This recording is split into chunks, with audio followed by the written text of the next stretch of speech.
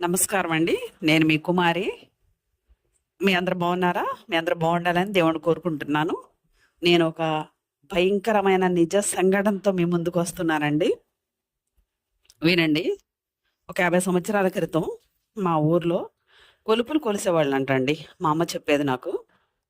కొలుపులు అంటే పూజలు చేసి బలులు ఇవ్వటం, మేకల్ని అవి చేసేవాళ్ళు కదండి.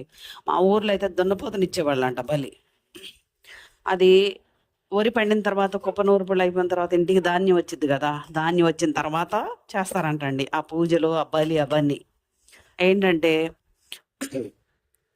గ్రామ దేవత దగ్గరికి ఒక దున్నపోతుని బలిస్తామని అనుకుంటారంటండి ఆ ఊరోళ్ళు అందరూ కలిసి. అయితే ఆ దున్నపోతుని తీసుకెళ్ళి పూజలు చేసి దానికి అన్నీ చేసి ఇక బలికి రెడీ చేస్తారనమాట. ఇద్దరు మనుషులు ఉంటారంటండి బలి నరికేవాళ్ళు అనమాట. ఇద్దరు ఉంటారంట. ఒక అతను పెద్ద కత్తి బాగా పదును కలిగింది, బరువు కలిగింది పట్టుకొని ఉంటాడంట పూజలన్నీ అయిన తర్వాత దాన్ని బలిచ్చే టైంలో. అయితే అతను కత్తితో ఒక్క దెబ్బ వేయగానే అది తలా మణి వేరవ్వాలంటే అవ్వకపోతేనంట ఇంకొక అతను ఉన్నాడు కదా, అతను ఈయన వెనక నుంచొని ఉంటాడంట ఇంకో కత్తి పెట్టుకొని నుంచొని. ఆ కత్తి పెట్టి ఈయన్ని నరికేస్తాడంట. ఏది ఆ దున్నపోతని సరిగా నరకలేకపోతే ఈయన. అలాంటి భయంకరమైన రూల్స్ ఉండేయంటండి అప్పుడు. అదంతేనంట, ఆ రూల్స్ అంతే. అలా ఒప్పుకునేవాళ్ళు అంట కూడా, వాళ్ళు కూడా నరికేవాళ్ళు కూడా. అయితే ఆ దున్నపోత ఎప్పుడైతే తలమణి వేరైపోయి ఆ బలి అయిపోయిందో, ఆ రక్తం అంతా ఒక పెద్ద గిన్నెలో పట్టేవాళ్ళు అంటండి. పట్టి అన్నం కలిపేవాళ్ళంట ఆ రక్తంలో.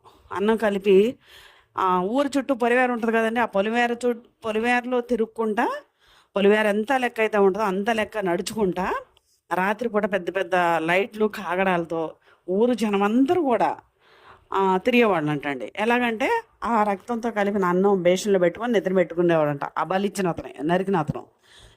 పెట్టుకుంటే అతను ఊరు చుట్టూ ఆ పొలిమేర ఉన్నంత లెక్క చల్లుకుంటూ రావాలంట ఆ అన్నం. అది ఆ పొలిమేర శక్తులు వీళ్ళ ఊర్లోకి రాకుండా ఉండటం కోసం అలా చేసేవాళ్ళు అంటండి. అయితే అతను ఆ అన్నం చల్లేటప్పుడు పెద్ద పెద్ద ముళ్ళు కర్రలు ఉండేవి కదండి, ఆ కర్రలు ఇలా పైన ఆడించుకుంటా ఒకదాని